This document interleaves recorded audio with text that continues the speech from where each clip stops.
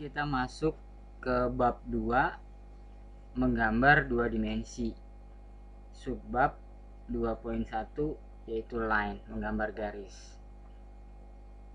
Mungkin ada pertanyaan, kita itu menarik sebuah garis itu satuannya apa? Apakah senti, mili, meter, inci, atau feet, atau yang lainnya? Nah, jawaban dari pertanyaan itu saya jawab adalah AutoCAD itu memiliki satuan unit. Dia tidak mengenal satuan mili, senti, feet, atau inci, ya. Dia satuannya adalah unit. Nah, AutoCAD dianggap sebagai pribadi sendiri. Dan kita user, drafter, itu sebagai pribadi sendiri lagi. Nah, kitalah yang menggunakan senti, milimeter, meter, ataupun satuan lainnya. Nah, jadi ada dua pribadi di sini, yaitu AutoCAD sendiri dan kita sendiri. Nah, karena ada dua pribadi, maka harus ada suatu pertemuan, anggaplah tanda kutip suatu meeting untuk mempertemukan dua pribadi ini agar bisa berjalan bersama, agar mencapai tujuan yang sama. Nah, untuk pertemuan itu adalah letaknya di sini, di layout, ya. Kemudian diklik kanan, Page Setup Manager, Modify. Nah, di plot scale ini, ya, di plot scale di sini ada. Nah, yang paling atas ini adalah satuan yang digunakan oleh kita user, yaitu dalam format mili. Nanti kalau perlu senti, maka ini kita masukkan 10 mili atau 1 senti. Nah, di sini yang di bawah itu adalah unit. Nah, ini adalah satuan AutoCAD. Nah, bila ini sudah sinkron, maka nanti pada pencetakan kita ingin mendapatkan sebuah garis itu panjang 3 cm, panjang 10 cm, atau panjang berapa sesuai dengan kebutuhan kita, maka akan tercapai dengan sinkronisasi atau kalibrasi dari satuan-satuan ini. Ya. Nah, jadi untuk menggambar kita itu seperti niat, ya. Misalkan kita ingin menggambar sebuah meja yang panjangnya 2 meter. Bila kita menarik garis ini sebanyak 2000, ya, saya 2000 panjang garis ini,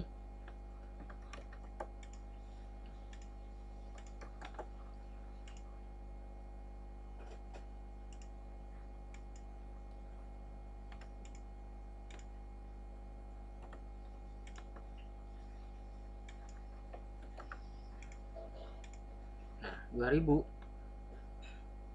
maka kita sudah berasumsi bahwa gambar-gambar kita adalah asumsinya milimeter. Itu silahkan. Tapi bila 2 meter kita tarik garis adalah sejauh 200, maka asumsi garis gambar kita itu adalah sentimeter, dan seterusnya. Tetap AutoCAD menganggapnya ini adalah 200 unit, yang tadi 2000 adalah 2000 unit, begitu. Oke. Pada gambar line kita menggunakan yang pertama itu adalah relatif Cartesius, ya. Modelnya adalah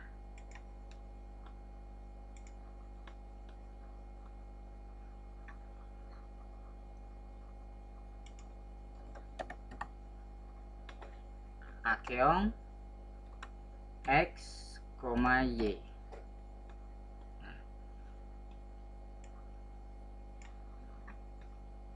X itu adalah value atau nilai X, dan Y diisi dengan nilai dari nilai Y nya. Posisi ini tidak akan pernah terbalik, ya. Bila nilai X nya tidak ada atau 0, maka diisi 0, jadi jangan dibiarkan kosong. Begitu pula Y. Misalkan contoh nilai untuk nilai itu adalah Akeong 100,5. 200. Maka itu artinya 100 nilai X dan 200 nilai Y. Nilai lainnya akeong itu kita isi 150, 250,0. Itu artinya kita memiliki nilai X 250 dan Y 0. Nah, bila ada nilai 0, baik itu di depan atau di belakang, maka kita akan mendapatkan garis lurus. Ya, posisinya lurus ke kanan, ke atas, ke bawah atau ke kiri itu tergantung posisi 0. Ya. Posisi 0-nya di depan atau di belakang dan kemudian positif negatifnya. Oke. Misalkan kita ingin membuat garis ke kanan sejauh 300. Kita line spasi, ingat L itu adalah inisial dari perintah line. Jadi untuk mengganti perintah line line cukup diketikkan L spasi. Nah, kita klik di sembarang tempat. Kemudian ya siap untuk menuju titik berikutnya, kita masukkan Cartesiusnya. Akeong 300 nilai X karena ke kanan, 0. Kenapa 0? Titik awal ini itu dianggap sebagai 0,0. Ya. Nah, jadi kalau kita ingin 300 ke kanan, itu nilai 300-nya itu nilai X yaitu ke kanan dan Y-nya itu tidak bernilai yaitu 0. Kita spasi atau enter. Kita menghasilkan garis ke kanan 300. Bagaimana kalau saya ingin menghasilkan garis ke atas? Nah, kursor tidak perlu dibawa ke atas, ya, bebas kursor di mana saja. Karena yang menentukan atas, bawah, kiri, kanan itu adalah nilai ketikannya, ya, nilai ketikannya. Ke kanan 150, maka akeong 0, X-nya 0,150. Kenapa kok begini? Kita ke atas. Ke atas itu adalah wilayahnya Y. Nah, ini kembali dianggap 0,0 titik terakhir. Kita ke atas maka tidak perlu nilai X, maka kita cantumkan X-nya 0. Kemudian Y-nya itu adalah 150. Kita spasi. Nah, seperti itu. Dan seterusnya. Ya. Oke. Itu adalah relatif Cartesius. Jadi relatif Cartesius adalah kata-kata relatif itu titik terakhir maka dianggap sebagai 0,0-nya. Sekarang kita masuk yang berikutnya yaitu relatif polar. Kalau tadi Cartesius kita mengandalkan koordinat ada X, kemudian Y, min X, min Y, ya. Maka di situ kita mengenal ada kuadran 1, ya, positif-positif. Kemudian kuadran 2 yaitu min X, positif Y. Kuadran 3 yaitu min X min Y. Kuadran 4 positif X negatif Y. Nah, sekarang relatif polar itu formatnya adalah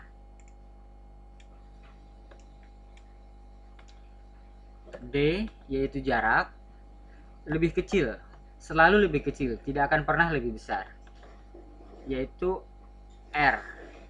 Nah, D itu jarak dan kemudian R itu adalah sudutnya. Jadi seperti vektor. Vektor itu memiliki suatu panjang. Nah, arahnya kemana itu ditentukan oleh sudut, yaitu R ini.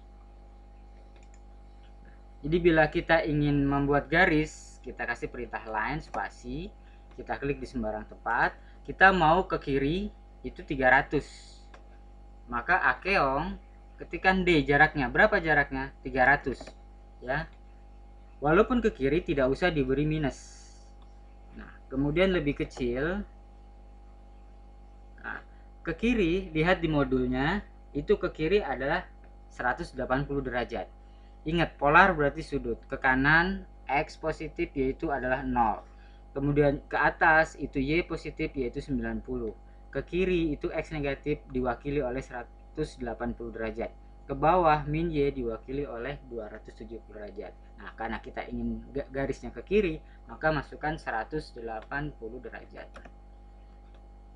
Nah, kita mendapatkan garis ke kiri 180 derajat. Sekarang kita mau ke kanan, maaf, kita ke bawah ya, 150. Maka akeong jarak berapa? 150. Langsung cantumkan jaraknya, yaitu 150. Lebih kecil ke bawah, sudut berapa? Ya, betul, 270. Kita spasi. Nah, ini adalah contoh kita menggunakan relatif polar. Ya. Lihat di sini polanya, yaitu adalah akeong jarak lebih kecil sudutnya.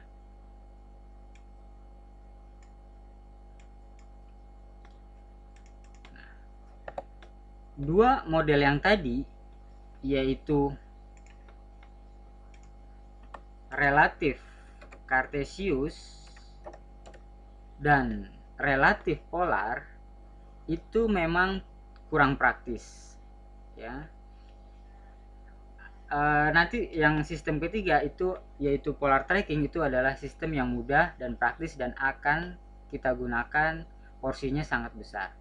Tapi kedua ini itu tetap penting ya, walaupun porsinya tidak banyak. Nanti pada masa mendatang kita tetap menggunakan ini, walaupun kalau dipersenkan itu kurang lebih di bawah 20%. Oke, kita sampai cara yang paling mudah, yaitu polar tracking. Pertama-tama pastikan polar ini, polar tracking ya, lihat kursor saya di sini, polar tracking itu aktif ya. Jadi namanya pastikan aktif, dicek. Kalau ada kebiru-biruan berarti sudah aktif. Tapi kalau redup ya, seperti yang lain-lainnya ini, itu mati. Jadi kalau sudah biru, sudah aktif, tidak perlu diklik.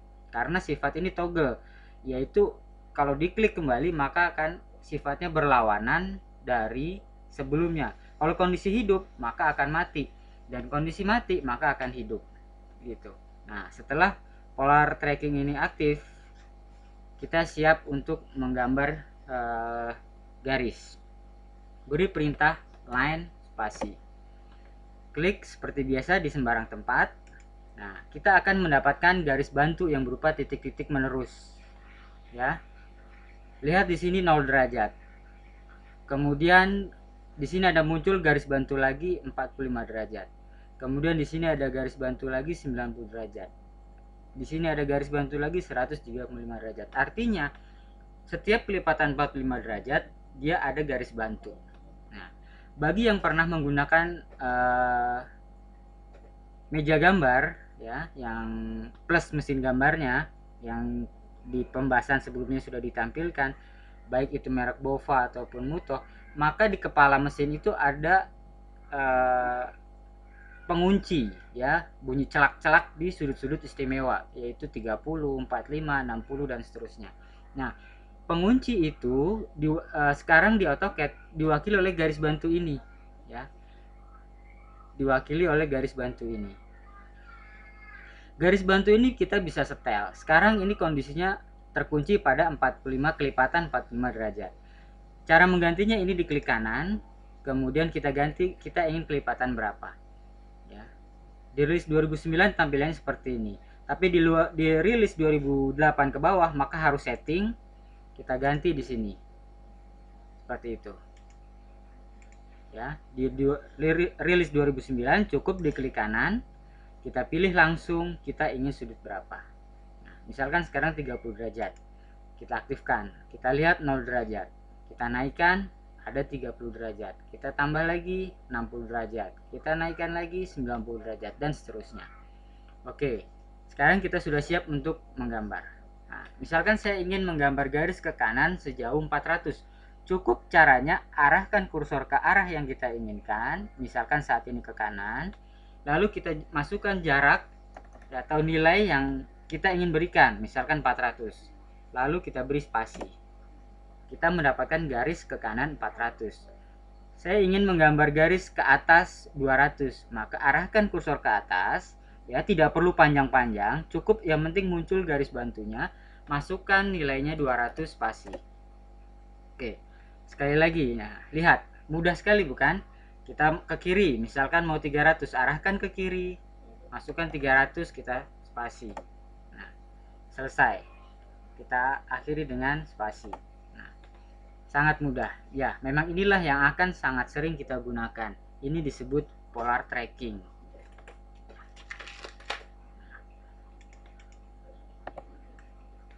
Trik pada waktu menggambar line, ya. Misalkan saya menggambar garis. Nah, di sini ada muncul close. Ya, setelah garis kedua akan muncul close. Bila kita kasih C spasi, maka garis itu akan menutup pada posisi yaitu menuju di mana garis itu dimulai. Kita kasih C spasi, nah akan menutup seperti itu. Ini salah. Ya, kita putus. Kemudian kita lanjutkan dan mau menutup dikasih close. Itu penutupan, bukan kemari. Karena apa? Di sini tadi sudah terjadi pemutusan. Maka kalau kita C spasi, kita hasilnya adalah seperti ini. Nah, itu yang maksudkan ini adalah salah. Jadi jangan sampai terjadi seperti ini. Jadi harus menerus ya, harus menerus. Jadi line spasi, klik, klik, klik. Nah, tanpa putus baru di close, baru dia akan menuju di mana dia berangkat. Trik selanjutnya adalah kita kasih line spasi. Nah, kemudian kita putus. Nah, bila kita kasih perintah line spasi, kemudian first point kita spasi lagi, maka itu akan efeknya melanjutkan pada titik terakhir. Tapi tetap opsi close yaitu di mana tadi pertama, yaitu di sini kita mulai. Ya. Oke. Materi line selesai.